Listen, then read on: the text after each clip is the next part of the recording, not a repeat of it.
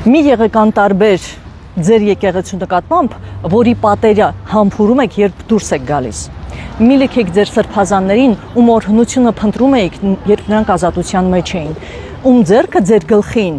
ձեզ թևեր էր տալիս եւ ավելի մաքուր էր դարձնում։ Ու մի ձևացրեք, թե դա ձեզ չի վերաբերում, որովհետեւ վաղը, երբ գաք եկեղեցի մկրտության, մխիթարության, խորհրդի համար, ձեզ չի դիմավորի եկեղեցու ընտրյալը, ձեզ կդիմավորի քաղաքական դրածո։ Նրա խոսքը չի բխելու սրտից, Աստծուց։ Նրա խոսքը բխելու է քաղաքական հրահանգից։ Եվ այդ խոսքը չի իջեցնի ձեզ վրա Աստծո օրհնություն,